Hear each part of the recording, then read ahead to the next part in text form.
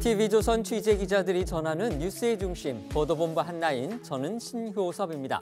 오늘의 핫 키워드부터 알아보겠습니다. 네, 첫 번째 키워드는 이젠 아세안입니다. 윤석열 대통령이 오늘부터 인도네시아에서 아세안 정상회의 관련 일정을 시작했습니다. 오전과 오후에 한 아세안 정상회의, 아세안 플러스3 정상회의에 잇따라 참석하는 한편 앞으로 20개국 가까운 양자 정상회담을 통해 부산 엑스포 유치에도 나섭니다. 다음 키워드는 시간 안 알려줘서입니다. 검찰이 오늘 김만배 허위 인터뷰 의혹 당사자인 신학님 전 언론노조 위원장에게 출석하라고 통보했지만 신정 위원장은 검찰이 시간을 알려주지 않았다며 나가지 않았습니다. 검찰은 신 씨 변호인에게 출석 일시와 시간을 미리 통보했다고 반박했습니다. 세 번째 키워드는 끌어내려야입니다. 이재명 민주당 대표가 오늘 김어준 채널 인터뷰를 통해서 윤석열 정부를 가리켜 국민의 뜻에 반하는 행위를 한다면 끌어내려야 한다고 말했습니다. 최근 일부 민주당 강경파 의원들이 윤 대통령 탄핵을 주장하는 상황과 맞물려서 주목됩니다. 네 번째 키워드는 옆에만 앉아도입니다. 무소속 윤미향 의원의 조총련 행사 참석과 관련해 정부 관계자는 윤 의원이 VIP석 조총련 국장 옆에 앉은 만큼 단순 일반 참가자로 보기 어렵다고 했습니다. 헌화만 했을 뿐 애초 조총련과 접촉할 계획이 없었기 때문에 법 위반이 아니라는 윤 의원의 주장을 반박한 겁니다.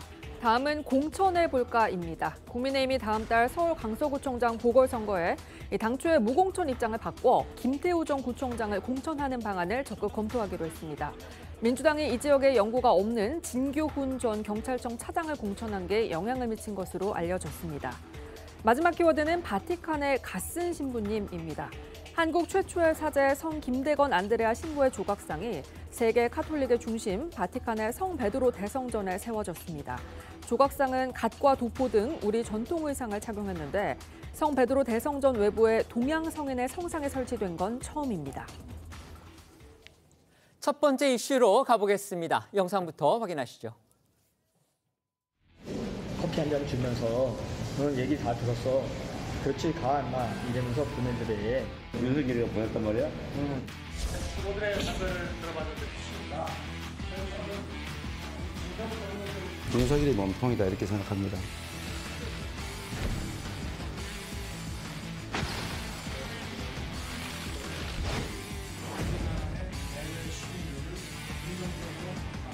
이 사건은 대장동 몸통을 이재명 대표에서 윤석열 대통령으로 둔갑시키려 한 2022년 대선의 최대 정치 공작 사건으로 국민의힘이 조직폭력배 동원해가지고 나한테 조폭 자금 20억 줬다. 이런 게 진짜 선거 공작 아닙니까? 적반하장, 후안무치 대표적 사례지.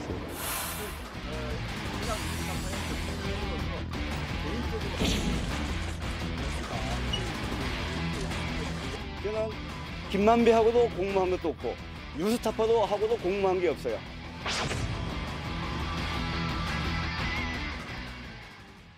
어제 전해드린 대로 대통령실이 김만배 신학님 인터뷰 의혹을 희대 대선 공작 사건 이렇게 규정하면서 정치적, 사법적 파장이 더욱 거세지고 있습니다.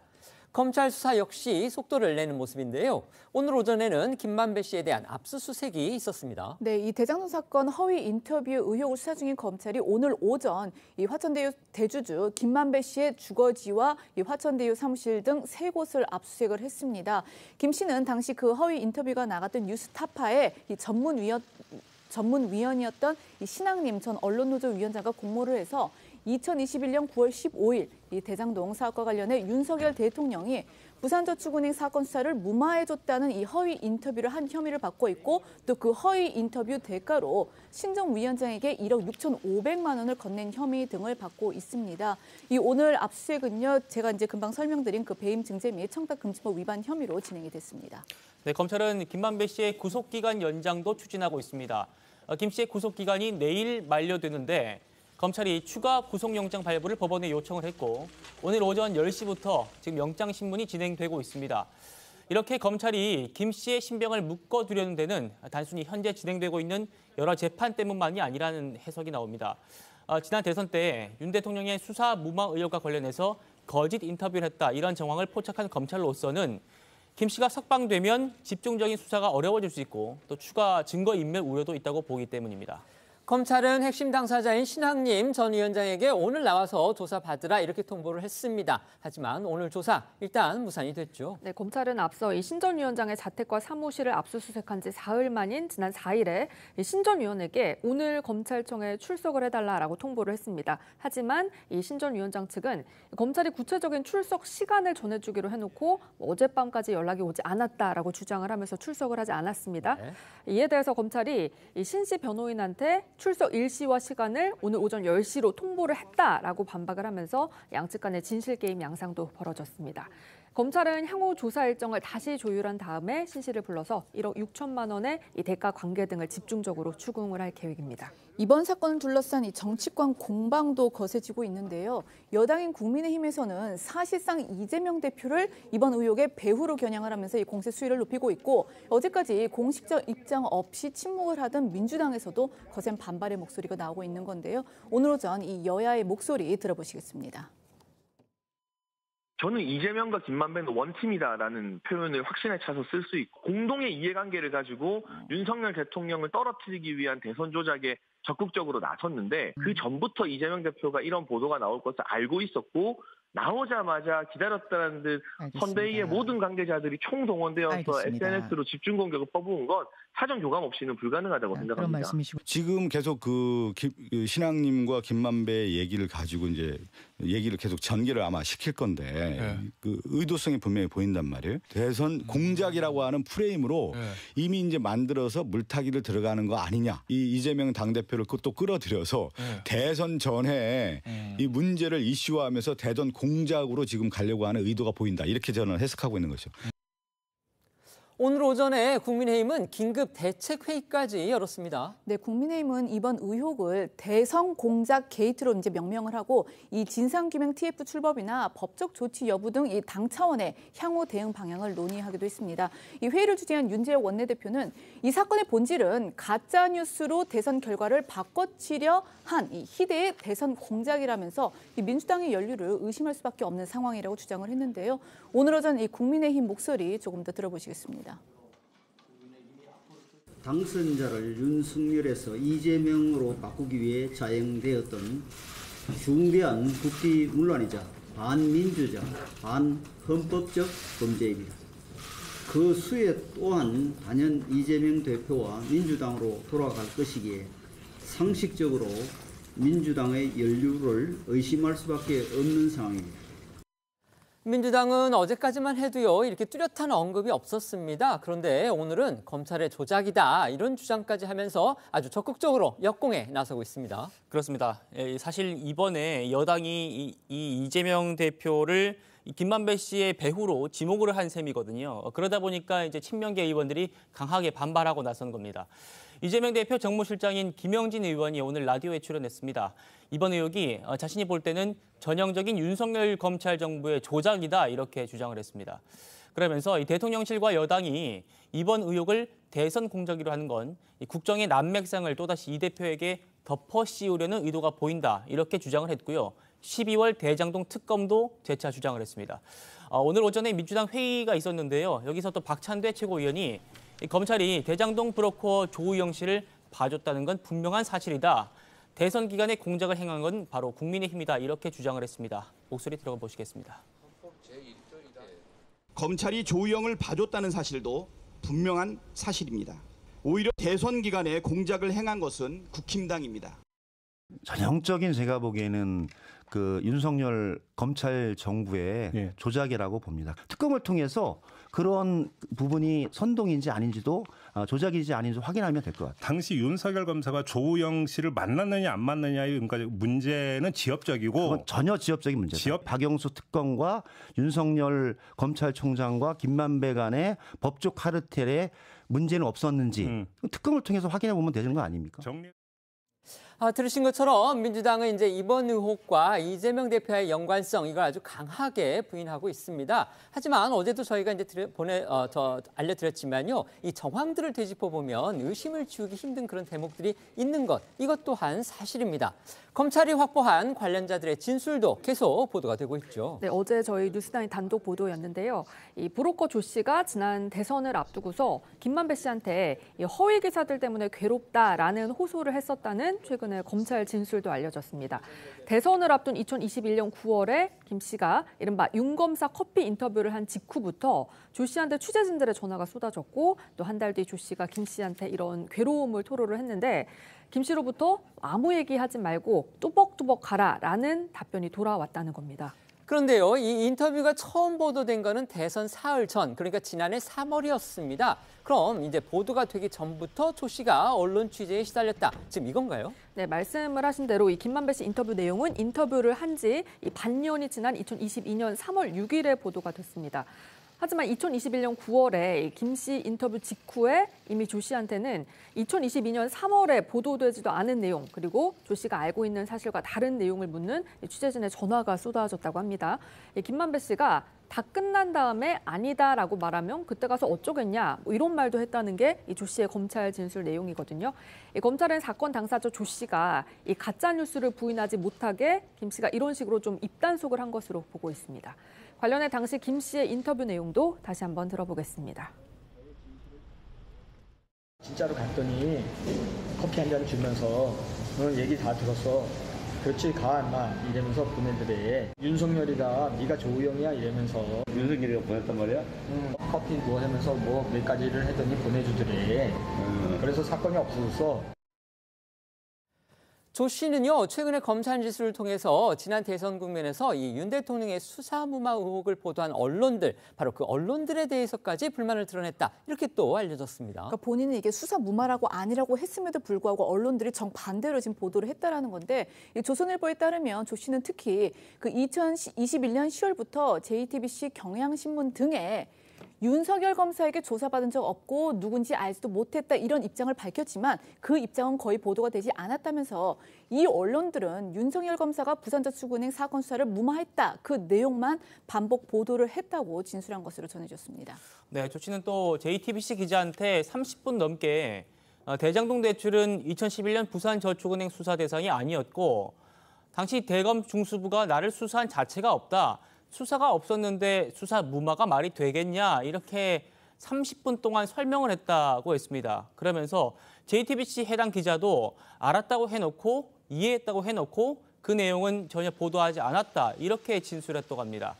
자, 해당 JTBC 기자는요 대선 이후인 작년 10월에 JTBC에서 뉴스타파로 이직을 했습니다. 자, 조 씨는 앞서 이 문재인 검찰이 대장동 사건을 수사하던 2021년 11월에도 같은 취지로 진술을 했었습니다. 그런데 이번에 훨씬 더 구체적인 그런 조사를 통해서 진술이 나온 걸로 전해지고 있습니다. 아까 지금 김보원 기자가 말씀한 대로 지금 대장동 사건 수사하던 문재인 검찰이 2021년 11월에 조 씨로부터 이런 진술을 받았는데 정작 그 부분과 관련해서 이제 수사가 이루어지지 않았기 때문에 지금 여권 일각에서는 결국 문재인 검찰의 이른바 이제 은폐라든지 그다음에 수사 미진 이런 부분도 가려봐야 된다. 지금 이런 주장을 내놓고 있는 겁니다. 여기에 대해서요 정말 공교롭게도 과거 이재명 대표가 출마했던 이 성남시장 선거 때도요 허위 제보가 있었다. 이런 지금 정황이 나와서 또 눈길을 끌고 있습니다. 네, 지난 2014년 경기 성남시장 선거 당시 일인데요. 검찰이 최근 천화동인 7호의 실소유주이자 기자 출신 배 씨로부터 이 대표의 성남시장 재선을 위해서 허위 제보를 한 게 맞다라는 취지의 진술을 확보한 것으로 전해졌습니다.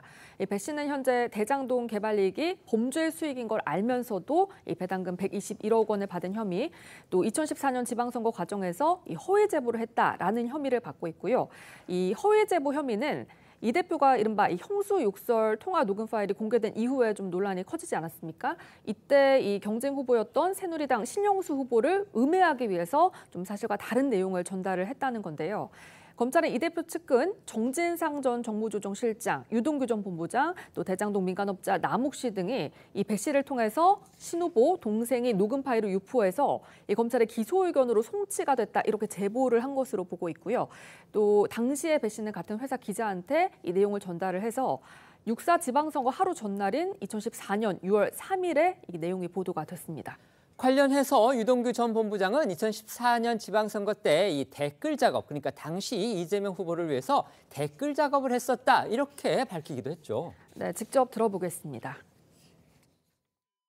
2014년에 이제 선거에 이제 들어갑니다. 이제 이재명 욕을 하고 막 이런 것들이 좀 많았어요. 그때 이제 형수 욕설 뭐 이런 것 해가지고 뭐 그래서 욕들이 많았어. 저기 상대방 이제 시장 후보 이 놈은 또 어떤 놈인데 어쩌고저쩌고 하면서 이런 말 들어가고 하면서 이제 티키타카 하는 거야. 그러면 이제 이재명 이야기가 쑥 들어가죠. 그런 거에 대한 이제 지령이나 내리고 다 하죠. 제가 죄송합니다. 제가 큰 죄를 지었습니다. 그런데요, 이 더욱 공교로운 거는요, 이 2014년 성남시장 선거 때 이 허위 제보를 했다는 이런 의혹에도 지금 김만배 씨의 이름이 다시 등장한다는 겁니다. 검찰은 이 일련의 과정에서 김만배 씨 역시 지금 관련이 돼 있다, 관여한 것으로 의심을 하고 있는데, 이제 그 근거로 일단 김 씨와 아까 그 배 씨가 과거 한 경제매체에서 함께 근무한 적도 있고, 또 지난 4월 유 전 본부장이 이 정 전 실장의 공판에서 김 씨와 상의를 거쳐서 남 씨를 통해 배 씨에게 말했더니 A 기자가 기사를 썼다, 이렇게 증언을 한 바도 있기 때문입니다. 때문에 이제 법조계 일각에서는 이 해당 의혹이 결국 김 씨의 관여 아래 이 대표가 출마한 선거 직전에 상대 후보를 비방하는 방식으로 허위 사실을 보도했다는 점에서 지금 현재 이제 검찰이 수사 중인 그 대선 직전 이 김만배 씨의 허위 인터뷰 의혹과 좀 기본적인 얼개가 유사하다, 이런 해석이 나오고 있습니다. 앞서도 전해드렸듯이요, 검찰은 신학님 전 위원장한테 오늘 나와서 조사받으라, 이렇게 통보를 했지만 신 위원장이 나가지 않아서 지금 조사가 무산이 됐습니다. 이제 앞으로 검찰이 다시 일정을 조율할 거고요. 그래서 인터뷰 내용이 거짓임을 알고도 신 전 위원장이 보도를 했는지, 또 뉴스타파는 이걸 알고도 보도를 했는지, 그다음에 신 전 위원장이 김만배 씨로부터 받았다는 1억 6천만 원은 어떤 대가가 있는 거는 또 혹시 아닌지, 이 부분 집중 추궁할 것으로 예상이 됩니다. 네, 일단 신 전 위원장 아시다시피 윤 대통령이 2011년 중수부 중수 이과장일 때 부산저축은행 사건 때 이 대장동 대출 브로커 조우영 씨한테 수사를 무마시키기 위해서 커피를 줬다, 이런 얘기들이 나오지 않았습니까? 이걸 이제 김만배 씨가 허위로 인터뷰를 한 건데, 이게 그 대가로 김 씨한테 김 씨에게서 1억 6,500만 원을 신학님 전 위원장이 수수한 그런 혐의를 받고 있습니다. 검찰은 신 전 위원장이 2021년 9월 15일에 이 허위 인터뷰를 하고, 그 뒤에 이제 추석 연휴쯤에 자기가 쓴 책 3권의 판매 대금 명목으로 김 씨로부터 1억 6천만 원, 500만 원을 받은 이 대가성을 캐물을 방침이라고 합니다. 자, 일각에서는 당연히 책값이라고 하기에는 1억 6,500만 원 너무나 큰 금액이지 않겠습니까? 그래서 이게 이제 김 씨와 또 신학님 전 위원장의 사이에 또 모종의 거래가 배임수재죄, 배임증죄죄, 얘기가 좀 어렵습니다만 청탁금지법 위반죄, 이런 입증에는 큰 어려움이 없을 거다, 이런 관측이 우세하다는 얘기가 나오고 있습니다. 또 신 전 위원장이 전문위원으로 있었던 인터넷 매체 뉴스타파가 대선 사흘 전에 그 인터뷰를 보도한 과정에 개입했는지도 조사할 예정이라고 합니다. 하지만 신 전 위원장은요, 이 거짓 내용을 인터뷰한 게 아니다, 지금 이렇게 거듭거듭 주장하고 있습니다. 네, MBC 보도에 따르면요, 신 전 위원장 측은 이 인터뷰 내용은 허위가 아니고 정당한 책값만 받았다라고 거듭 반박을 했다고 하고요. 또 당시 대선 후보 경선도 시작되기 전인데 미리부터 이 특정 후보를 공격을 하려고 허위 보도를 기획할 수 없다라고 반박을 했다고 합니다. 그러니까 종합을 해보면 신 전 위원장은 돈을 받은 건 인정을 하면서도 자신의 책을 팔고 받은 정당한 대가다라고 주장을 하고 있는 건데요. 관련해 신 전 위원장의 이야기 직접 들어보겠습니다. 이 책을 김만배가 그러면 형 제가 그걸 살게. 그 책이 비싸다. 책값이 굉장히 비싸다. 얼마냐? 1억 넘는다. 그래서 1억 5천만 원을 하겠다. 책을 넘겨줄 때 계약금 300만 원은 현금으로 받았습니다. 그 책은 제가 이 책의 가치를 그 이하로는 저는 생각하지 않고 그는 정가로 생각하는 가격이 1억 5천입니다. 네, 그런데 이를 두고 민주당 안민석 의원은 이런 이야기를 했습니다. 김만배는 50억도 그냥 주는 사람인데 1억 정도야 줄 수 있다라는 건데요. 그러니까 지금 안 의원이 언급한 그 50억은 이제 다들 아시는 것처럼 그 50억 클럽을 말하는 거고, 그러면서 그것도 그러니까 결국 1억 6,500만 원도 책값으로 줄 수도 있는 성격의 소유자라고 본다. 결국 이제 김만배 씨에 대해서 그렇게 이야기를 한 거죠. 그러면서 오히려 여당이 정치 공작이라고 몰아가고 있다라고 말을 했고, 이어서 이 김만배 씨와 이재명 대표 사이에 어떤 관계가 있을 듯한 그런 냄새를 풍기며 이것을 엮어내기 위한 일종의 수사 공작 차원이다라고 주장을 하기도 했습니다. 하지만 이에 대해서 국민의힘 이용호 의원은요. 1억 6,500만 원 정도는 그냥 책값으로 줄 수 있는 사람이다라고 하는 게 상식적이지 않다. 신앙님 씨의 책이 무슨 대단한 책이라고 1억 6천만 원씩 주고 그걸 세 권을 사느냐. 혼맥에 관한 건데 그거는 뭐 인터넷 가면 다 있는 거다 이렇게 지적을 했고요. 어제 라디오에 나와서도요. 책값을 1억 6천만 원씩 주고 어떻게 사느냐. 노벨 문학상 받은 책을 쓴 것도 아니고 이렇게 꼬집기도 했습니다. 정치권 공방 거세지는 상황에서요. 국민의힘은 이 김 씨의 인터뷰를 보도했던 그러니까 지난 대선 직전에 보도했던 이 뉴스타파 매체를 고발하기로 그런 또 생각도 갖고 있다고 합니다. 네, 이 헤럴드 경제 보도에 따르면요. 국민의힘 지도부 관계자는 거짓 방송이란 게 드러났으니 일단 뉴스타파를 시작으로 해서 관련자들을 다 고발을 할 거다라고 말을 했다고 하거든요. 그러면서 이 관계자는 전방위로 나갈 거다. 가짜 뉴스를 만들었기 때문에 뉴스타파는 물론 신앙림 전 위원장도 다 고발을 해야 한다라고 말을 했다고 합니다. 국민의힘이 이렇게 이번 논란을 민주당 선거 공작 게이트로 규정을 하고 전방위 압박에 나서고 있는데요. 이번 허위 인터뷰와 관련해서 뉴스타파에 대한 구체적인 고발 검토는 내일 국민의힘 가짜뉴스 괴담방지 특별위원회에서 이뤄질 예정이라고 합니다. 김만배 씨하고 신앙님 씨의 인터뷰를 대선 사흘 전에 보도를 했던 밤에 보도를 했죠. 그 뉴스타파 매체는요. 어제 사과문을 올렸습니다. 하지만 정권을 향한 날선 얘기는 여전했습니다. 네, 뉴스타파가 어제 그 웹사이트에 사과문을 게재를 했거든요. 이렇게 썼습니다. 이 취재원과 거액의 금전 거래를 한 사실은 저널리즘 윤리상 결코 용납할 수 없는 행위다. 라면서 이에 후원 회원과 시민들께 깊이 사과드린다라고 적었습니다. 이어 그 뉴스타파는요. 이 신 전 위원장이 김 씨를 만나서 나눈 대화에 이 녹취록을 보도하게 된 그런 경위를 설명을 하면서 이 보도 시점에 대해서도 해명을 했거든요. 그러니까 신 씨가 금전거래 며칠 전인 2021년 9월 15일 이 김 씨와 나눈 대화 녹취록과 녹음 파일을 6개월 가까이 흐른 2022년 3월 4일 그때 이제 뉴스타파 취재진에게 전했다 이렇게 이제 설명을 하면서 대선에서 핵심 쟁점 중 하나로 떠오른 대장동 사건에 관한 중요한 정보를 담았다고 판단해서 보도를 결정했다라고 설명을 했습니다. 자, 그러면서요. 이 보도를 결정하는 과정에 이 신앙님 씨는 전혀 개입을 하지 않았고 취재진이 촉박한 일정에도 최대한 사실 확인을 위해서 노력한 결과를 보도에 담았다. 그런데도 신 씨가 이 김만배 씨와 오랜 친분이 있었던 사실은 관과했고 결과적으로 두 사람이 이해관계로 얽혔을 가능성을 의심하지 않았다. 이런 점은 인정을 했습니다. 이 보도가 완전 허위라거나 또 대선에 개입했다는 주장에는 동의할 수가 없다. 저열한 정치 공세에 맞서겠다. 뉴스타파는 이런 얘기도 했습니다. 그렇습니다. 이 뉴스타파는 윤석열 정부와 검찰이 신 씨와 김 씨의 금전 거래를 빌미로 삼아서 해당 보도가 완전히 허위였다거나 또 의도적인 대선 개입이라도 있었다는 양 몰고 가고 있다 이렇게 비판을 했고요. 여기에 굴하지 않고 정부의 저열한 정치 공세 또 검찰의 폭력적인 탄압에 단호하게 맞서겠다 밝혔습니다. 이어서 치밀한 팩트체크를 통해서 합리적인 반박 보도는 물론이고 법적 대응도 불사하겠다 이렇게 강조도 했습니다. 김만배 씨의 허위 인터뷰 의혹과 관련해서 여당도 그렇고요. 그다음에 일부 언론 보도도 그렇고 또 검찰 수사가 이제 취재를 통해서 알려진 그런 내용도 그렇고 결국 이재명 대표 결국 본인은 아닐지 모르겠지만 어쨌든지 간에 이재명 대표 측이 그 배후에 있을 가능성 아니면은 연루돼 있을 가능성 이 부분을 계속 부각시켜서 그런지 어제까지만 해도 별다른 입장을 내지 않았던 민주당에서 오늘은 이제 이재명 대표 아까 저희가 잠깐 녹취를 돌려드렸지만 이재명 대표 본인부터가 당시에 국민의힘이 자신에 대해서 제기했던 여러 의혹들 그게 오히려 조작이고 공작이다 이렇게 맞받았고요. 그다음에 친명계 의원들이 일제히 나서서 결국 검찰이 또다시 이재명 대표를 탄압하기 위해서 조작 수사를 하고 있다, 공작 수사를 하고 있다 이렇게 지금 주장하고 나섰습니다. 자, 이런 민주당의 어떤 역공이라고 그럴까요? 어떻게 생각하십니까? 이게 김만배 씨 녹취록이 기본적으로 짜고 쳤다는 거 아니겠습니까? 정치 공작으로까지 하려면요. 그렇다면 그 안에 담긴 내용의 팩트 여부를 좀 판단할 필요가 있습니다. 정확한 사실관계는 그렇습니다. 2011년도에 윤석열 당시 검사가 부산저축은행 대출 주인 검사로 수사를 하죠. 거의 60명 이상이 수사선상에 올랐습니다.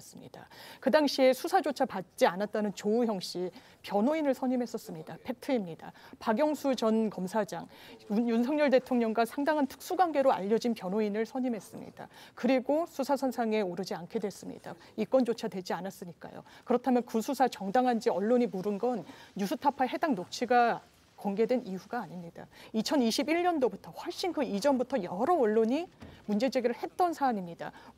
왜냐하면 2011년도에 입건조차 하지 않았던 사건이 다른 검찰, 수원지검 특수부에서 구속 기소가 됐고 조우영 씨는 실형을 살았으니까요.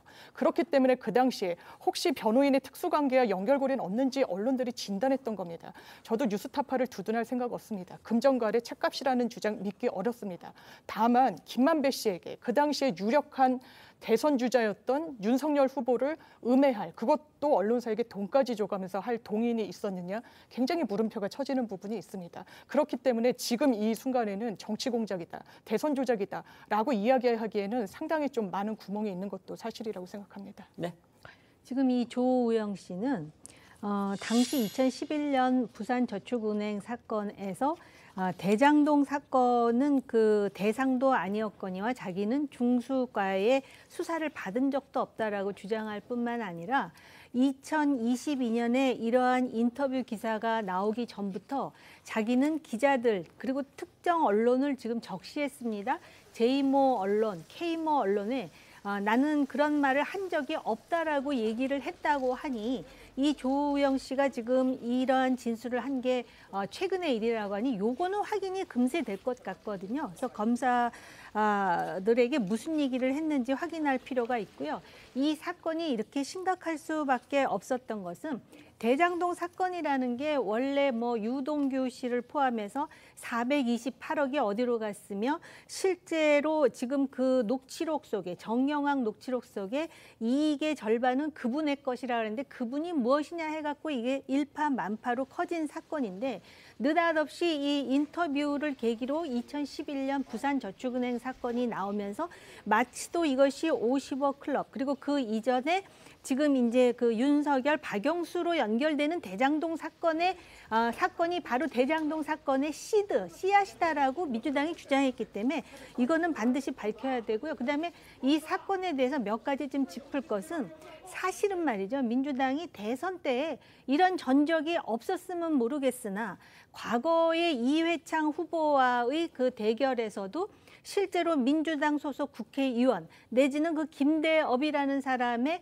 일련의 어떤 사기 행각을 통해서 이런 일이 있었다라는 것입니다. 가짜 뉴스로 선거에 영향을 끼치려고 했던 이런 영향이 있었다라는 것이고 그다음에 또 하나 지금 아까도 지적을 하셨지만 2014년 성남에서 지방선거를 하는데 가짜 뉴스로 이회창 당시 이재명 후보가 형수 욕설 때문에 코너에 몰렸을 때 느닷없이 상대 후보인 신영수 후보의 동생 얘기가 나오면서 선거가 역전이 됐는데 나중에 알고 봤더니 가짜 뉴스였고 그 가짜 뉴스의 중심에 있던 언론인이 천호동인 7호의 소유주라는 거잖아요. 너무 이상하지 않습니까?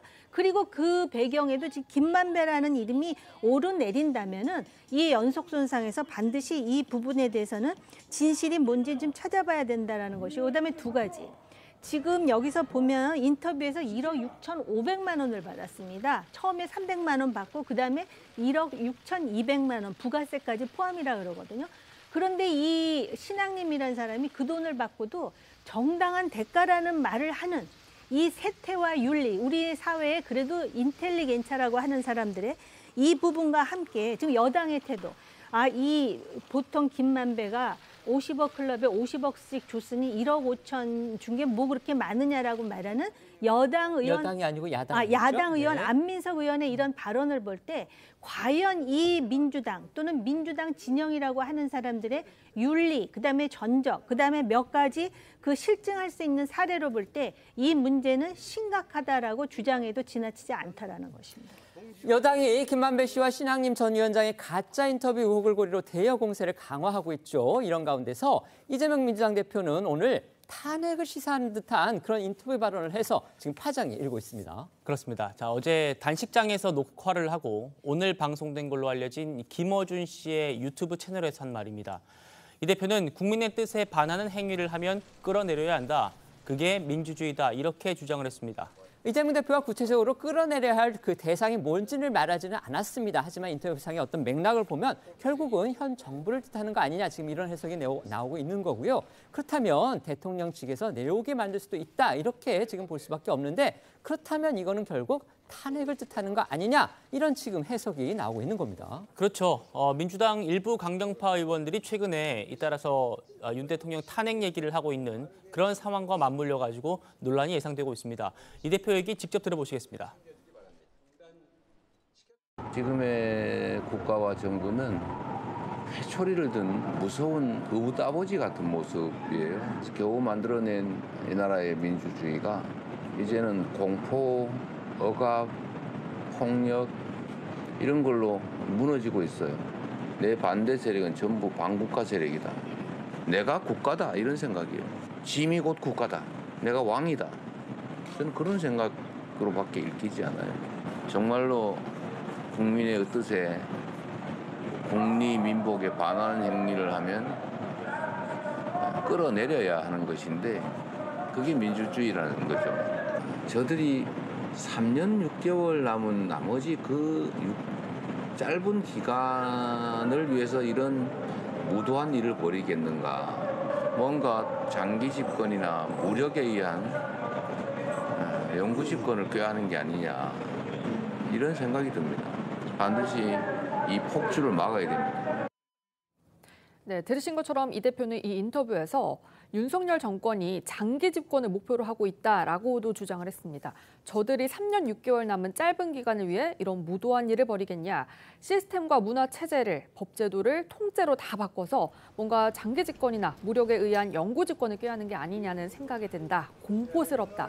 반드시 이 폭주를 막아야 한다라는 겁니다. 네, 사실 이 대표가 탄핵을 동조하는 듯한 모습은요. 나흘 전에 서울시청 주변에서 열린 장외 집회에서도 볼 수 있었습니다. 나흘 전 집회뿐 아니라 또 그로부터 이틀 뒤에 열렸던 국회 촛불 집회까지 민주당이 주최한 이 정부 규탄 시위에 나온 사람들이 윤석열 탄핵 구호를 외쳤었는데요. 앞서 이 대표가 자신의 지지층에게 비명계에 대한 비판은 자제해달라 이렇게 당부했던 모습과는 달리 윤석열 탄핵 구호는 제지하지 않았습니다. 문화일보 보도에 따르면요. 여당에서는 제1야당 대표가 정치권의 금도, 금기어처럼 여겨지는 대통령 탄핵을 시사하는 건 있을 수 없는 일이다. 이렇게 비판하고 있고요. 유상범 국민의힘 수석 대변인도 이 대표가 자신의 사법 리스크 상황을 덮기 위해서 주장을 하고 있다면서 민주당에서 탄핵해야 할 사람은 이재명 대표 본인이라고 말한 걸로 전해졌습니다.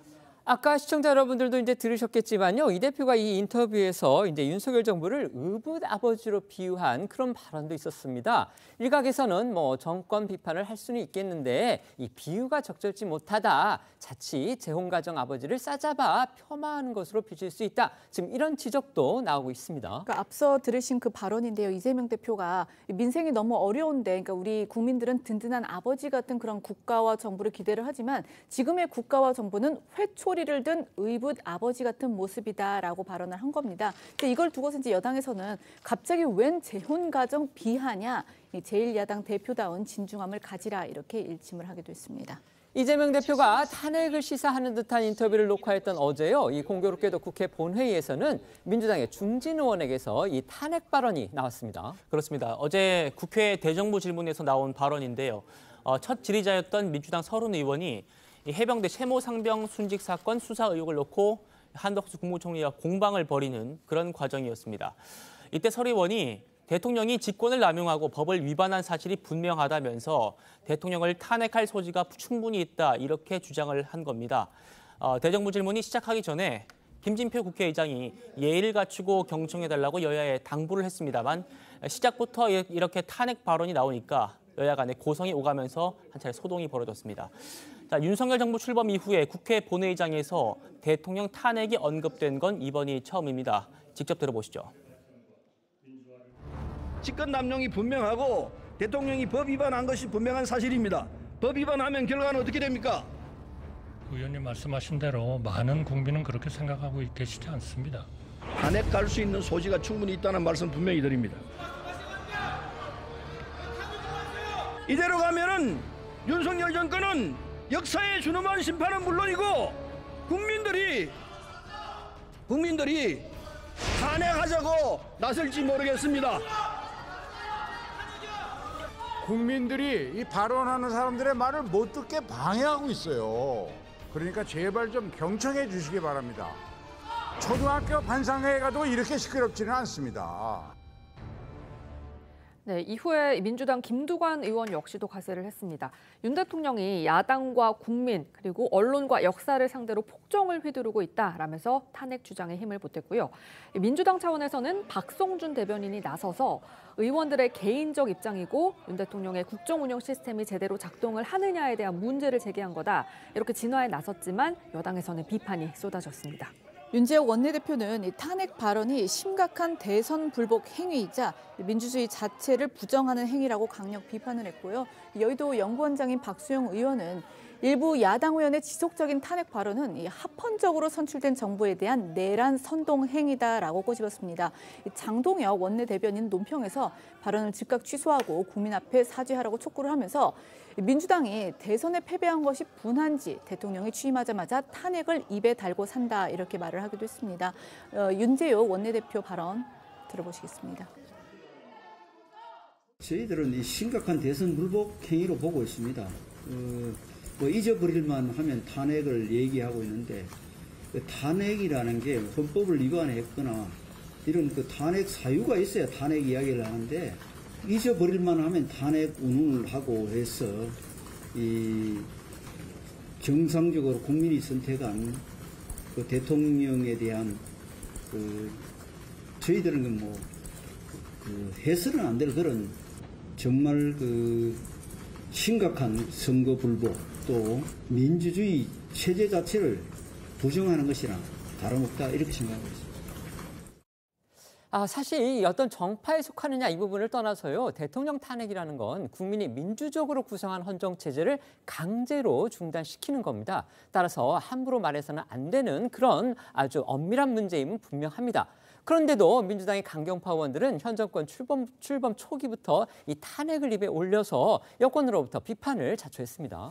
대표적인 분이 민주당의 김용민 의원입니다. 지난달에는 일본 정부가 이제 후쿠시마 오염수를 방류하기로 하자 연이틀 본인의 SNS에 윤 대통령 탄핵을 발의하자 이런 글을 올렸었습니다. 대통령에 대한 탄핵 소추는요, 국무위원보다 요건이 엄격해서 재적 의원 과반수 발의가 필요한데요. 민주당 의석이 168석으로 과반을 훌쩍 넘기 때문에 의석을 앞세운다면 단독 발의가 가능하다는 겁니다.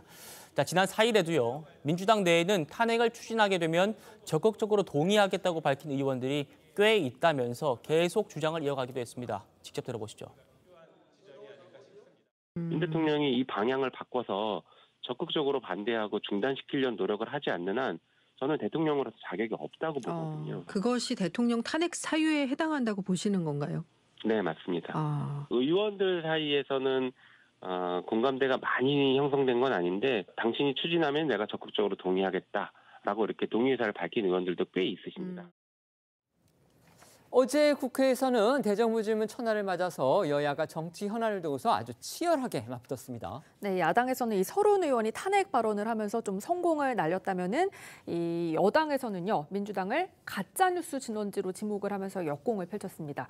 국민의힘 권성동 의원은요 한동훈 법무장관에게 지난해 대선을 앞두고 화천대유 대주주 김만배 씨가 이 대장동 의혹 타겟을 당시 국민의힘 윤석열 후보 쪽으로 돌리려고 이 신학림 전 노조위원장과 허위 사실을 인터뷰를 했다 이런 의혹을 좀 설명을 하면서 선거 공작은 자유민주주의 체제를 부정하는 중범죄다라고 지적을 했고요. 엄중한 수사와 처벌의 필요성을 강조했습니다. 여기에 한동훈 법무장관은 이 대선 공작에 대한 철저한 수사를 예고를 했거든요. 어제 발언들 들어보겠습니다. 대선 6개월 전에 했던 인터뷰를 대선 3일 전에 보도를 했어요. 그 의도가 무엇이라고 생각하십니까? 그런 점까지 잘 고려해서 검찰이 투명하게 수사할 거라고 생각합니다. 선거가 임박할수록 선거 결과를 장담할 수 없게 되자 선거를 불과 3일 앞두고 가짜 녹취 파일로 공작을 시도했던 것입니다. 왜? 3일이라는 시간 동안에 그 뉴스 내용의 진위를 판명할 수 없기 때문에 이를 이용했던 겁니다. 선거 공작이 실제로 있었으면 중대범죄고요. 그런데 민주당에 의한 선거 공작이 이번이 처음이 아닙니다. 그때 15대 대선, 16대 대선에서 이런 가짜뉴스로 선전성동을 일삼았던 장본인, 가짜뉴스 전문 국회의원이 지금 민주당 의석에 앉아 있습니다. 제가 누구라고 얘기는 안 하겠습니다. 이런 어떤 가짜뉴스 유포라든가 선거 공작 같은 것이 흐지부지 제대로 처벌받지 않고 넘어가니까 정치 경제적으로 남는 장사가 되고 반복되는 거라고 생각합니다. 반드시 투명하게 수사해서 엄정하게 책임을 검찰이 물을 거라고 생각합니다. 여러 쟁점을 두고서 이렇게 여야의 공방이 거세지면서 이제 야당 의원들의 그런 얘기, 그다음에 특히 이제 호칭을 둘러싼 문제, 이게 또 부각이 되고 있습니다. 앞서 국회 그 과방에서 직함 그 생략 논란이 있었잖아요. 그러니까 지난 4일에 이 민주당 고민정 의원이 이 국회 과방위 전체회의에서 이동관 방송통신위원장을 향해서 답변하는 걸 보니까 이동관 씨를 도저히 방통위원장으로 인정할 수 없다, 이제 이렇게 말해서 논란이 됐었는데 어제 비슷한 상황이 또 벌어진 겁니다. 이번에는 이 민주당에서 강경파로 꼽히는 최강욱 의원이 이 대정부 질문에서 후쿠시마 그 오염수 논란을 언급하면서 윤 대통령을 윤석열 씨라고 말한 건데요.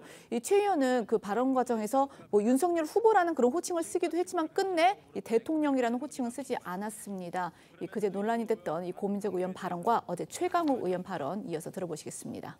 이런 발상이 대통령이 국무위원 이동관 씨가 하신 말씀 보면 BBK 주가 조작 사건이 가짜 뉴스라고요? 세상 사람들 중에 그걸 인정할 사람이 누가 있습니까? 고민정 의원님, 제가 이거는 국무위원으로서 말씀드리는 건데 이동관 씨가 뭡니까? 개인 이동관한테 질문하는 거 아니지 않습니까? 방통위원장 이동관한테 질문하는 거 아니에요? 국민이 뽑은 관리인에 불과한 고작 5년짜리 정권이 겁도 없이 최소 30년 이상 방류한다는 후쿠시마 오염수를 염려하는 국민들을 가리켜 싸워야 하는 세력이라면 겁박하고 윤석열 씨가 한 말입니다. 윤석열 후보가 한 말입니다.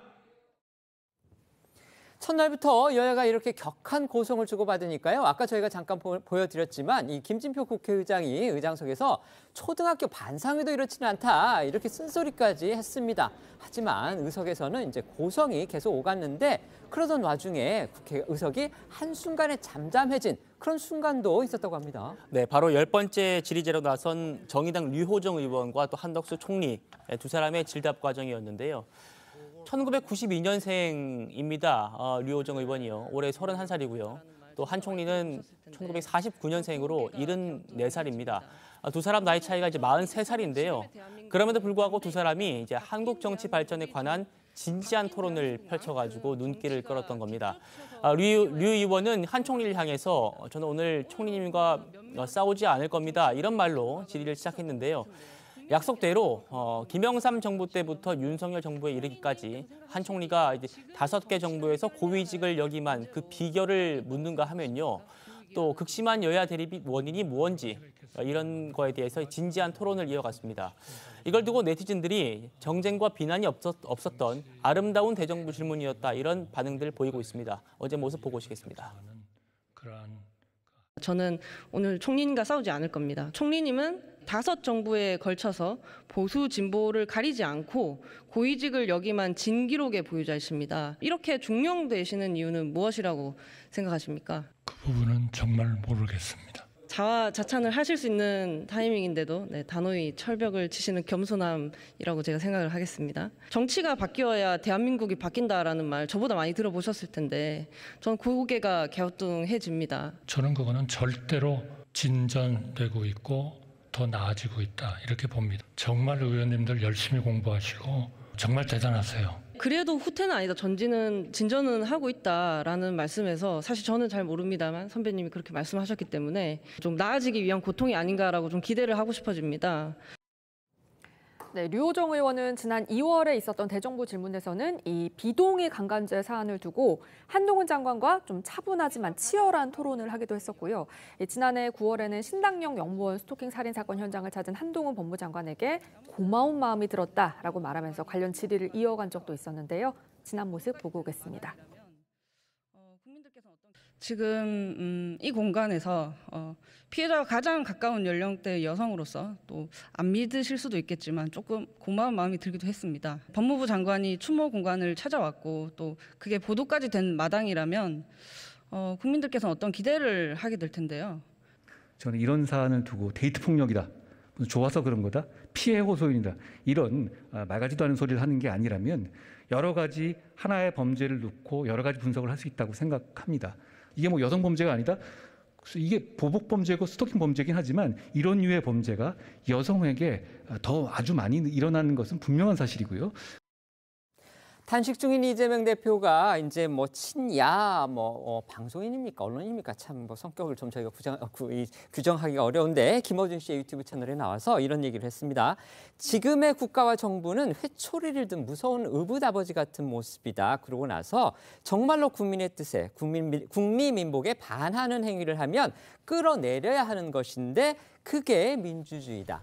윤석열의 윤자도 뭐 거론하지 않았지만 이건 뭐 사실상 윤석열 정부를 겨냥해서 탄핵을 시사하는 그런 얘기를 한 거다. 이런 해석이 나오고 있습니다. 어떻게 들으셨습니까? 저는 그 의붓아버지 또 든든한 아버지 정부를 거기에 비유하는 것을 보고 본인은 이제 그런 아버지 표현을 써서 현 정권을 비판하고자 했었던 건데요. 이재명 대표의 우리나라 민주주의 또 자유민주주의에 대한 인식도 상당히 일천한 것이 아닌가 이런 생각이 드는 게 정권을 수임받아서 정부를 구성하는 사람들은 아버지가 아니죠. 보통 아버지 소리 쓰는 정권은요. 예를 든다면은 전체주의라든지 권위주의 하에서 쓰는 것이 대한민국에서 쓰는 게 아닌데 본인 자신도 자유민주주의가 기본적으로 어떠해야 되는지에 대해서 다시 한번 좀 반추를 해봐야 되는 게 아닌가 이런 생각이 들었어요. 네. 탄핵은 민주당이 하는 게 아닙니다. 국민이 하는 것이고 헌법재판소에 따르면 헌법과 법률에 중대한 위반이 있어야 됩니다. 저는 윤석열 정부가 헌법과 법률에 중대한 위반이 있다라고 단정하기는 어렵지만 실정은 정말 심각한 수준이라는 생각이 듭니다. 지금 대한민국에서 제일 중요한 게 이념인지를 대통령께 묻고 싶습니다. 경제 지표가 상당히 좋지 않습니다. 물가 상승률 가파르고 세수 손실이 43조 원에 이릅니다. 그런데도 대한민국에서 제일 중요한 게 민생이 아니라 이념입니까? 박정훈 대령 사건만 해도 그렇습니다. 군대 내부가 갈라치기 당하고 홍범도 장군의 흉상, 사실 독립유공자, 독립영웅에 대한 모욕 성격이 분명히 있습니다. 보수의 가치에 부합하지도 않습니다. 강승규 시민사회수석은 어제 보도에 따르면 육성이 공개됐는데 관제 데모를 사실상 지시한 그 부분을 둘러싸고서는 또 논란이 있을 수 있습니다. 논란이 있는데 이런 부분이 차곡차곡 쌓이고 있다는 점에서 이념 논쟁 그리고 민생에 좀 더 집중해야 되고 이런 여러 무리수에 대해서는 걷어 들여셔야 된다고 생각합니다. 네. 단식 7일째를 맞은 이재명 대표의 상황도 알아보겠습니다. 앞서 전해드린 대로 이제 김여준 씨의 유튜브에서 윤석열 정부를 향한 그런 겨누는 듯한 그런 얘기, 뭐 여러 가지 얘기를 했고요. 다른 또 라디오 인터뷰를 통해서도 직접 목소리를 냈습니다. 네, 이 대표는 어제 단식 현장에서 한 라디오 인터뷰에 응했거든요. 오늘 그 내용이 공개가 됐는데 힘이 좀 빠지긴 하지만 아직은 견딜만 하다. 우리 국민들이 겪는 고통이나 어려움에 비하면 그리 어렵지 않다라고 말을 했고요. 정부 여당을 향해서 단식을 하고 있는 게 아니다. 지금 상황이 얼마나 절박한지 국민들께 말씀드리고 싶어서 단식을 하는 거다라고 설명을 했습니다. 때문에 이 대표는 단식을 끝내는 조건 역시 있을 수 없다면서 목숨을 걸어야 할 만큼 세상이 절박하다 이렇게 재차 강조를 하기도 했습니다. 일각서 제기되는 방탄단식이 논란, 또 앞서 전해드린 김만배 신앙립 씨의 이른바 거짓 인터뷰 배후설 이런 부분에 대해서도 이 대표 적극 반박했습니다. 네, 오늘 한 라디오 방송에서 공개된 이재명 대표 인터뷰 들어보시겠습니다. 다음 주에는 시간을 맞춰서 제가 나간다고 얘기했지 않습니까? 그건 한참 전에 한 얘기인데 방탄하고 무슨 상관이 있어요 대체. 내는 조건은 있을 수가 없는 게 현재 상황이 얼마나 절박한가를 보여주기 위해서, 보여드리기 위해서 하는 일이라 지금은 목숨을 걸어야 될 만큼 세상이 절박하다. 대선 공작 예로 치면은 국민의힘이 조직폭력배 동원해가지고 나한테 조폭 자금 20억 줬다. 이런 게 진짜 선거 공작 아닙니까? 적반하장, 후안무치 대표적 사례지. 자, 이런 가운데 오늘 쌍방울 대북 송금 의혹을 수사 중인 수원지검이 이 대표 측으로부터 다음 주 화요일 12일에 출석해서 조사받겠다고 통보를 받았다고 밝혔습니다. 당초 이 대표 측이 이제 언론이나 이렇게 밝혔던 그 소환에 응하겠다 이런 날짜가요. 바로 국회 본회의가 없는 주, 그러니까 다음 주를 얘기를 했습니다. 결국 자신의 원래 구상대로 검찰에 나가겠다. 지금 이겁니다. 네, 하지만 검찰 이번에도 일단은 받아들이지 않았습니다. 이 대표가 앞서 소환 통보를 한 날짜에 2번이나 불출석했고 또 단식으로 피의자 조사에 지장이 초래되고 있는 상황이기 때문에 늦더라도 이번 주 목요일에서 토요일 사이에는 조사가 이루어져야 한다. 이러면서 다시 이번 주에 출석하라고 요구를 했습니다. 그런데 제가 검찰 취재를 해보니까요. 검찰 내부에서는 다음 주에는 이 대표의 건강이 악화해서 실질적인 조사가 어렵기 때문에 아예 건강을 회복하고 나오시라 이런 입장이었다고 합니다. 그런데 이 대표 측이 자기들이 공언한 대로 11일 주에 다음 주에 조사를 받겠다고 또 통보를 하니까 그렇게 조사를 받겠다는 마음이 강하시면 이번 주에 오시라 이렇게 하는 걸로 풀이가 됩니다. 자, 소환 조사 일자를 놓고 이 대표 측과 검찰이 신경전 계속 이어질 걸로 보입니다. 이 대표가 출석하겠다고 한 12일까지 지금 이 대표가 단식을 이어갈 가능성도 충분히 있어 보입니다. 그렇게 된다면요, 단식 13일째가 되는 겁니다. 정말 건강이 그때까지 과연 제대로 유지가 될 수 있을지 이거 저희가 지켜봐야 될 텐데 검찰도 그런 부분에 대해서 충분히 염두에 두고 지금 여러 가지 상황들을 조율을 할 걸로 그렇게 보입니다. 네, 이런 가운데 이 대표는요, 이 대여 공세에는 또 연일 총력을 기울이고 있습니다. 단식 6일째였던 어제 저녁에도요, 국회에서 열린 윤석열 정부 규탄 촛불 문화제에 참석을 했습니다. 이 자리에서 이 대표 마이크도 잡았거든요. 자신을 응원하기 위해서 단식 농성장을 방문해 주시는 분들 중에 이 눈물 짓는 분들이 많다. 아직은 쌩쌩하니까 울지 마라. 앞으로 헤쳐나가야 할 길은 더 힘들 거다라고 외쳤습니다. 이 대표 촛불문화제가 끝난 뒤에요, 이 동조 단식에 나선 의원들 명단을 잘 관리해달라 이렇게 또 당부를 했다는데 이게 또 아주 묘한 그런 파장을 낳고 있습니다. 일부 이제 언론 보도에 따르면 이 대표가 어제 그 단식 농성장에서 옆에 있던 윤영덕 의원에게 동조 단식하는 의원들 명단을 누가 관리하느냐. 오해가 발생할 수 있으니 명단 관리를 잘 해달라 이제 이렇게 말을 했다고 하는데 결국 이 사실상 동조 단식을 한 의원들의 이름이 누락되는 일이 없게 하라는 그런 뜻으로 해석이 되는 부분이 있고 실제로 민주당 그 내에 여러 의원들이 이 대표를 응원하겠다면서 이 동조 단식에 참여를 하고 있습니다. 동조 단식에 나선 민주당 의원들 지금까지 한 10여 명에 이른다고 하죠. 네, 앞서 저희도 전해드린 대로 정청래 최고위원을 시작으로요, 또 박찬대, 서영교 최고위원 등 당 지도부는 물론이고 당 의원들도 릴레이 형식으로 하루 동조 단식에 나서고 있고요. 이 대표를 응원하겠다면서 단식 농성장을 찾은 민주당 의원들과 또 지지자들의 발길도 끊이지 않고 있다고 합니다. 이 대표 지지자들이 몰리면서 단식 농성장 앞에 긴 줄이 늘어서는 그야말로 문전성시를 이루고 있다 이런 말도 나오고 있습니다. 이 대표를 응원 방문한 민주당 인사들이나 또 지지자들 대다수가요, 이른바 이제 인증 사진을 또 찍기도 한다고 합니다. 네, 이 대표의 지지자들 대다수는요, 가부좌를 틀고 앉아 있는 이 대표를 좀 배경으로 해서 인증 사진을 찍고 이걸 자신의 SNS에 올리고 있습니다. 민주당 인사들 역시 단식 농성장을 방문한 인증 사진 혹은 이 동조 단식에 참여한 인증샷을 올려서 이 자신의 SNS에 올리면서 실제로 SNS 상에서도 이 대표의 단식 농성장 관련한 인증글을 쉽게 찾아볼 수가 있습니다. 김병주 민주당 의원은요, 지난 4일에 이 대표와 함께 이 동조 단식에 돌입을 하면서 1시간 동안 자신의 유튜브 라이브 방송을 통해서 이 단식 현장을 생중계를 하게 됐거든요. 영상으로 보겠습니다. 안녕하세요. 주불리 김병주입니다. 주불리 김병주입니다. 이재명 대표님 이렇게 힘들어하는데 제가 웃어서 미안합니다. 그렇지만은 우리 시청자들을 위해서 재밌게 해야 되기 때문에 제가 웃고 그러겠습니다.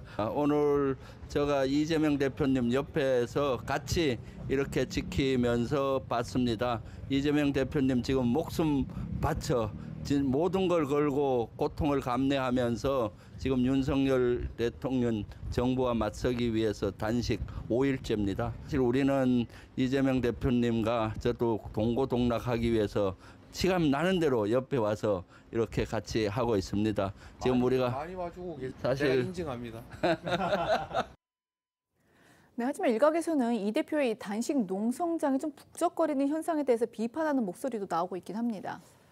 그러니까 이 대표 단식의 진정성에 대한 어떤 지적 나올 수 있겠고요. 그 다음에 이제 이른바 이제 인증이라든지 그 다음에 이제 뭐 동조 농성 이런 것과 관련해서는 이게 자칫 내년 총선이 또 눈앞에 있기 때문에 또 공천이 또 걸려 있기 때문에 혹시 충성 경쟁 분위기로 흐르는 거 아니냐 이런 의심 나올 가능성 분명히 있습니다. 바로 그 점을 이제 언론들이 지적을 하고 있는 건데 이 내년 총선 출마를 준비 중인 이 민주당 인사들이 이 대표 동조 단식에 속속 합류하고 있다 이제 이런 내용이 나오고 있고 또 이 단식 농성장에 내년 총선 출마를 준비 중인 원외 인사들의 방문도 끊이지 않고 있다고 하는데요. 지금 이 농성장이 그 유튜브로 생중계가 되고 있잖아요. 근데 이제 이 대표가 역시 그 응원 방문을 한 동료 의원에게 자, 어느 동네인지 이야기 좀 하라 이렇게 좀 말을 하기도 했다고 하고 또 한 지역구의 시의원이 방문을 하니까 해당 지역구 현역 의원에게 뭐 경쟁자 아니냐 이제 이렇게 말하면서 좀 웃기도 했다고 하는데 그러니까 이런 모습은 지금 다 제가 이제 말씀드린 것처럼 이 단식 형장을 생중계하고 있는 유튜브를 통해서 그대로 전해지고 있습니다. 네, 그렇기 때문에 정치권에서는 이 대표의 단식이 대여 투쟁이라는 색은 점점 옅어지는 반면에 당 내부로 또 하나의 충성 경쟁이 되어가고 있다 이런 비판이 나오는 겁니다. 이 대표의 단식 농성장이나 이후에 열리고 있는 촛불 문화제 등에 참석하지 않는 의원들을 겨냥해서 갈라치기 단식을 하고 있다 이런 지적도 나오고 있습니다. 실제로요 일부 언론 보도에 따르면요 비명계 의원들 사이에서는 이 대표 강성 지지자들로부터 당대표가 단식을 하고 있는데 본체만치 하냐 이런 문자 폭탄을 받았다는 말도 나왔다고 합니다. 어제 저희도 전해드린 대로요, 이 비명계로 분류되죠. 친문계인 전해철 의원 등이 이 대표의 단식 농성장을 격려 방문하기도 했습니다. 하지만 비명계에서는 이 비판의 목소리 여전한 그런 상황입니다. 이 비명계 중진 이상민 의원은요, 어제 자신의 SNS를 통해서 이재명 대표한테 단식을 멈추라라고 공개적으로 촉구를 했습니다. 이 의원은 이 명분도 실리도 없다, 공감도 얻기 어렵고 여론도 매우 냉소적이다라고 꼬집었습니다. 또 비명계 조홍천 의원은요, 어제 라디오 인터뷰에서 이 대표의 단식 목적이 두루뭉술한 게 사실이다. 출구가 없는 것 같다. 이런 평가를 내놓기도 했거든요. 반면에 친명계이자 이 대표 측근 그룹 이 7인의 소속 김영진 의원은 오늘 한 라디오 인터뷰에서 단식을 조절할 시점을 검토를 하고 있다면서도 이상민 의원의 문제 제기는 부적절하다라고 맞받았습니다. 조홍천 의원 그리고 김영진 의원의 목소리 이어서 들어보겠습니다. 지금까지의 뭐 YS나 DJ나 뭐 여러 분들 단식할 때 보면 목적이 좀 간명하고 단순했었죠. 근데 이번에는 좀 두루뭉실한 게 사실입니다. 그러면 출구가 뭐냐? 방법은 하나밖에 없죠. 생명이 위독하겠다. 고 해가지고 뭐 실려가는 거 외에는 지금 달리 방법이 없지 않나 싶습니다. 상당히 얼굴이 좀 안 좋아졌고 좀 상당히 힘들어하는 현재 분위기였던 것 같습니다. 이재명 대표는 단식 투쟁이라고 해서 실제로 단식하면서도 업무를 진행하겠다 이런 원칙에 따라 움직이는데 그래서 아마 2배로 더 힘든 단식이 되고 있다. 조절할 시점이 됐다 이렇게 보세요? 이렇게 보고 있습니다. 이상민 의원 같은 경우는 뭐 공감을 얻기도 어렵고 여론은 매우 냉수적이다 이렇게 아주 혹평을 했던데 이건 어떻게 받아들이세요? 이상민 의원이 정치를 오래 하셨지만 저는 그런 방식의 문제 제기는 적정하지 않다. 어제는 이재명 대표 단식 농성장에 김진표 국회의장이 방문을 했는데 그 둘 사이의 대화 내용이 좀 눈길을 끌기도 했습니다. 김 의장 법에 따라서 뭐 무소속 신분이긴 합니다. 하지만 민주당이 뽑은 그런 국회의장이나 마찬가지죠. 때문에 어제 이제 친정 식구를 방문하고 또 위로하기 위한 그런 성격으로 보였었는데 뜻밖의 이 대표한테 쓴소리를 해서 또 화제가 됐습니다. 그러니까 이 자리에서 이 대표는 김 의장에게 이 윤석열 정부의 행태를 강하게 지적을 했다고 하는데 김 의장은 어느 한쪽이 일방적으로 잘하고 어느 한쪽은 일방적으로 잘못했다고 국민들은 보지 않는다면서 민주당이 일방적인 이 법안 처리를 자제해야 한다 이렇게 강조를 했다고 하는데요. 영상으로 보시겠습니다. 대통령의 거부권 행사가 말도 안 되는 일이지만 사전에 예고되거나 그렇게 되는 것이 분명한 사안에 대해서 반복해서 내년 4월 총선을 앞두고 민주당이 단독 처리를 계속하는 것이 과연 국민들에게나 나라를 위해서나 민주당을 위해서도 옳은 건가. 어떤 거든지 이제 최종적으로 일방 처리하시기 전에 이 조정을 해보려고 노력을 하는데 민주당에서도 좀 같이 협력을 해주시면 반복적으로 일방 처리하고 그리고 거부권 행사되고 그러면 여도 야도 대통령도 나라도 전부 피해보는 겁니다. 그래서 좀 그 점은 좀 깊이 생각을 해주시면 바쁘실 때? 네. 아직 안 일어날게요. 예, 그러면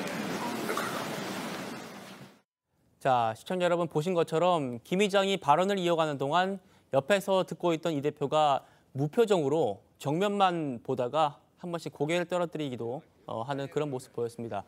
이런 모습은요, 이 대표 단식 현장을 생중계하는 민주당의 공식 유튜브를 통해서도 그대로 전파를 탔습니다.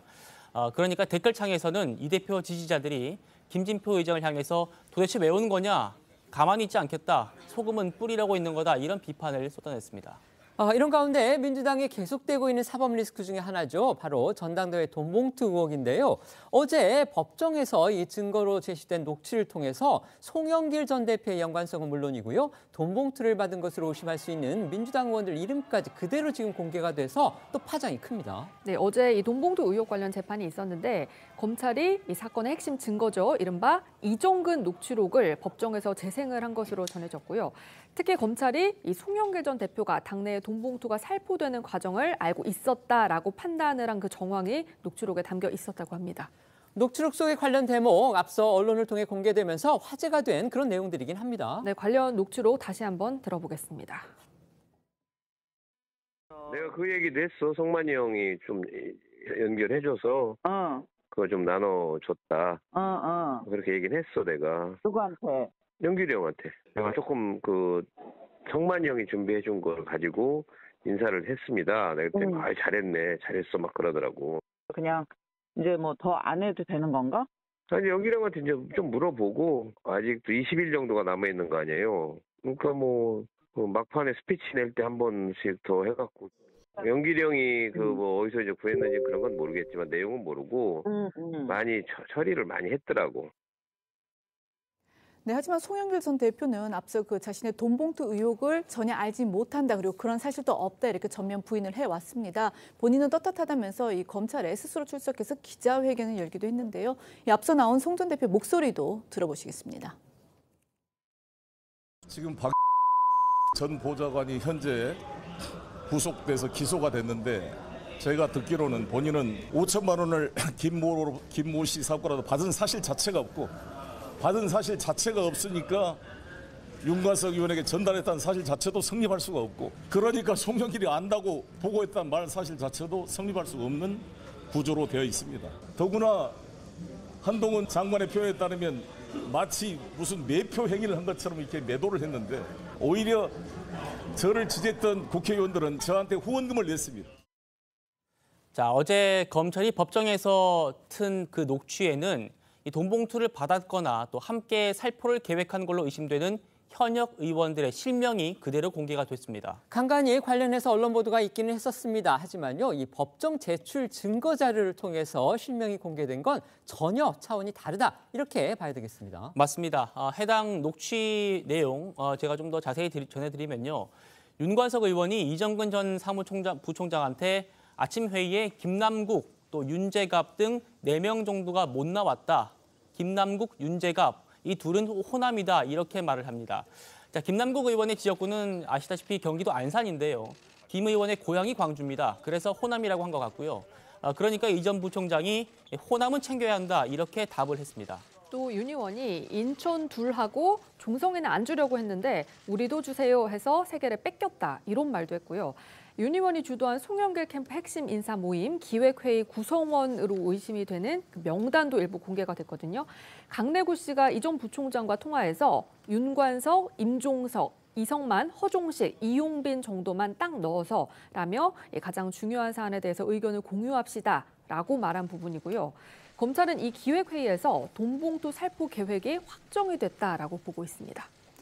네, 해당 녹취록의 일부분 역시 앞서 언론에 공개가 됐었는데 다만 그때 이제 의혹이 사실로 확인되지 않은 상황이라서 무금 처리가 됐습니다. 들어보시겠습니다. 관석이 형이 의원들을 좀 줘야 되는 거 아니냐 고민을 하고 있고요. 필요하다면 돈이 최고 쉬운 건데 윤관석은 오늘 만나서 그거 줬고 이렇게 봉투 10개로 만들었더만. 5명이 빠졌더라고. 오늘 안 나와갖고.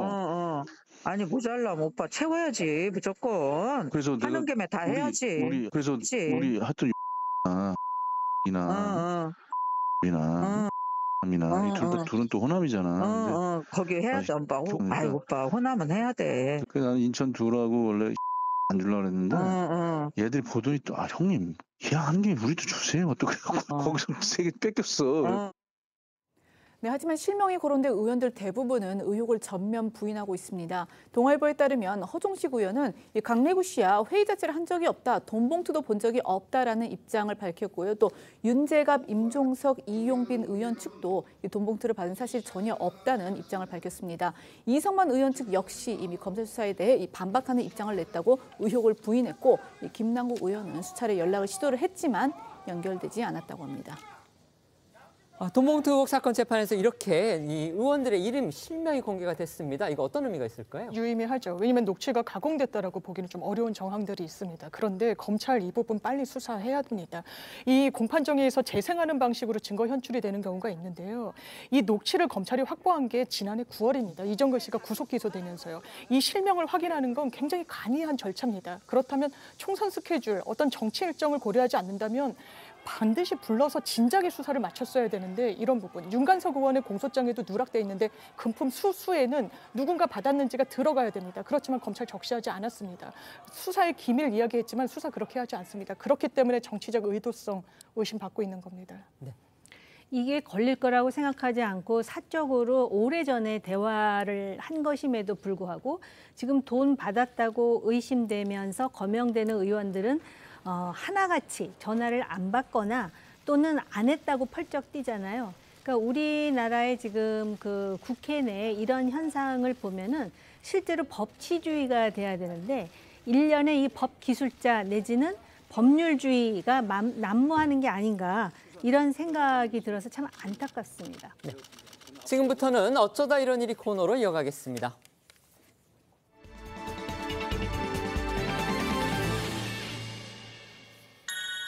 첫 번째는 옛 직장의 손배소입니다. 방송인 김어준 씨가 옛 직장이죠. TBS 교통방송으로부터 손해배상 소송을 당하게 됐다고 합니다. 네, 이 서울시 산하 방송사 TBS가 이 김어준의 뉴스 공장을 진행을 했던 김어준 씨에게 경영 악화 책임을 물어서 1억 원의 이 손해배상 청구 소송을 제기를 했는데, 이 김어준 씨가 사실관계가 확인되지 않은 정보를 방송 중에 발언을 해서 이 법정 제재가 다수 발생했고, 이로 인해서 출연금 지원 근거가 되는 조례가 폐지가 됐으며, 그로 인해서 이 출연금이 전년 대비 88억 원이나 대폭 삭감되는 결과를 불러왔다고 이렇게 이제 TBS 측이 주장을 한 겁니다. 그러면서 그 근거로 된 게 이 뉴스 공장이 시작한 2016년 9월부터 올해 7월까지 그 TBS의 제재 건수가 이제 총 150건이라고 하는데, 이 중에서 150건 중에서 뉴스공장이 120건으로 가장 많고, 특히 이 중징계에 해당하는 그 법정 제재가 13건인데 그 중에서 12건이 이 뉴스공장에서 비롯됐다는 게 이 TBS의 설명입니다.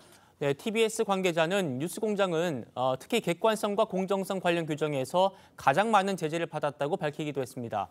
구체적인 예로 2020년에 김어준 씨가 뉴스공장에서 일본군 위안부 피해자 이용수 할머니의 기자회견을 두고 배후설을 제기한 바 있었고요. 또 2021년 서울시장 보궐선거 때 기억하시겠습니다만 오세훈 서울시장과 관련해서 생태탕 의혹을 제기하거나, 또 작년 대선 때는 김건희 여사에 대해서 줄리 음모론을 세우기도 해서 논란을 일으키기도 했었습니다. 관련해서 김어준 씨의 과거 발언들 듣고 오시겠습니다. 다 보고 나서 왜곡된 정보를 할머니께 드렸다라고 저는 개인적으로 결론을 내렸어요. 읽어보면 할머니가 쓰신 게 아닌 건 명백해 보입니다.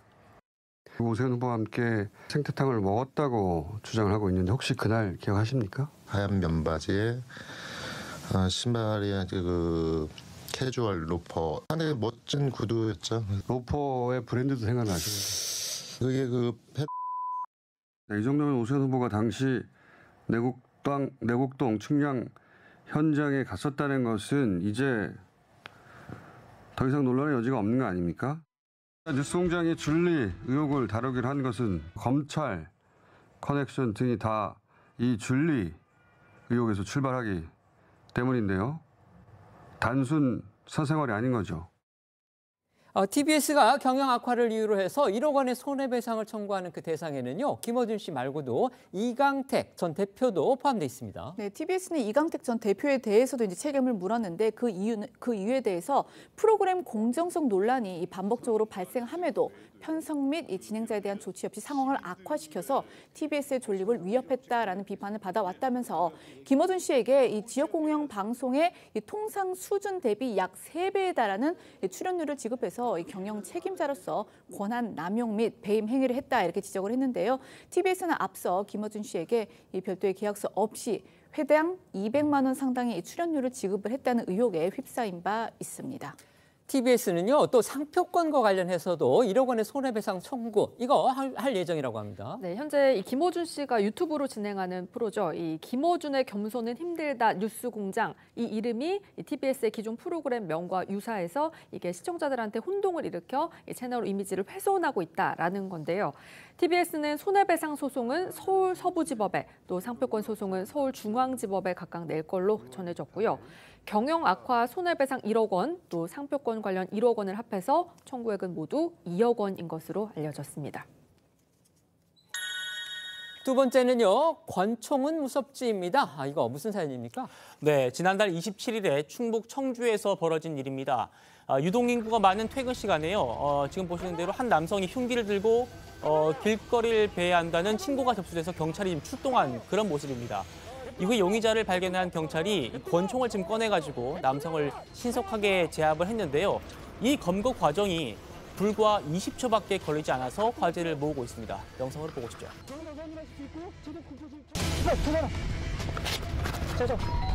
도가지 가. 가봐라. 가봐라. 가봐라. 가봐라. 엎드려, 엎드려, 엎드려, 나와, 엎드려, 나와라고요, 엎드려, 나와, 들어가. 엎드려. 현행범 체포예요. 왕이야. 현행범 체포되시는 거예요. 경찰이 아주 신속한 대응으로 큰 인명피해를 막을 수 있었군요. 네, 덕분에 이 남성으로 인해 피해를 입은 시민은 없는 것으로 전해졌습니다. 이 경찰 조사 결과 이 남성은 술을 마시고서 생활용품점에서 구입한 흉기를 들고 거리를 돌아다닌 걸로 알려졌고요. 흉기를 구입한 이유에 대해서는 아버지한테 혼나서 아버지 앞에서 자해를 하기 위해서 흉기를 구입했다라고 진술을 했다고 합니다. 경찰은 남성을 폭력행위처벌법상 우범자 혐의로 입건해서 검찰에 송치를 했습니다. 세 번째는요, 어쩌다 터널이입니다. 서울시내 한복판에 이 서울광장 지하에 숨겨진 터널이 공개가 돼서 화제입니다. 그것도 아주 그냥 거대한 터널 공간이 시민들에게 40년 만에 공개가 되면서 이제 연일 화제가 되고 있는 건데요. 이 서울광장 13m 아래 또 을지로 지하상가와 지하철 2호선 이 선로 터널 사이에 위치한 이 지하 공간은요. 폭이 9.5m에 높이가 4.5m. 총 길이가 335m로 약 1000평에 달하는 그런 공간입니다. 이 인공 터널 안에는요, 그 근대 배수로가 이제 있었기 때문에 그 물이 떨어져가지고 이 동굴에서나 볼 수 있는 종유석과 석순도 볼 수 있었다고 하고 또 아래로 그 지하철이 지나가기 때문에 이 소리와 진동도 그대로 느낄 수 있다고 합니다. 이 지하 터널로 통하는 그 통로도 또 화제라고 하죠. 네, 뜻밖에도 서울 이 장난감 도서관이었는데요. 2호선 을지로 입구역 지하 보도에 위치한 이 장난감 대여실을 가로지르면은 5평 남짓 창고 같은 그 방이 있는데 이 장난감 박물관 관계자에 따르면요, 이 창고 방에는 시민이 들어올 수는 있지만 지하 공간으로 통하는 문은 평소에 이 출입 금지 표시를 붙여놨다고 합니다. 이 지하 공간이 어떤 용도로 만들어졌는지 이제 이게 관심을 모으고 있는데 일각에서는 혹시 방공호 아니냐 지금 이런 추측도 나오고 있다고 합니다. 그럴 가능성은 없다고 하는데요. 현재 그 서울교통공사에서는 이 공간을 이 지하철 유지 관리 용도로 쓰고 있는데 정확히 어떤 용도로 만들어졌는지에 두고서 좀 온갖 해석이 나오고 있었거든요. 그래서 제가 직접 이 관계자에게 연락을 해봤는데 목소리 들어보시겠습니다. 지하철을 건설하면서 불가피하게 그냥 중간에 사이 공간이 만들어지게 된 것 같아요. 지하철 1호선은 지하 2층에 선로가 지나가고 있고요. 2호선은 지하 3층 높이로 가고 있어요. 시청역하고 을지로 입구의 연결 통로는 지하 1층 레벨에 있거든요. 1호선, 2호선을 같이 계획하고 같이 공사를 하고 계획을 했으면 이런 공간이 안 생겼을 텐데 예전에 공사했던 거라 이렇게 생긴 것 같습니다. 여기를 처음부터 공간으로 활용하기 위해서 만든 것 같진 않거든요. 왜냐하면 공간으로 활용하려고 했으면 그 안에 환기라든지 뭐 이런 것들을 다 처리를 했을 텐데 그렇게까지 공사를 안 한 걸로 봐서는. 저희는 1분 뒤에 다시 돌아오겠습니다. 오늘 준비한 소식은 여기까지입니다. 저희는 내일 오후 1시에 더 핫한 소식으로 찾아뵙겠습니다. 시청해 주셔서 고맙습니다.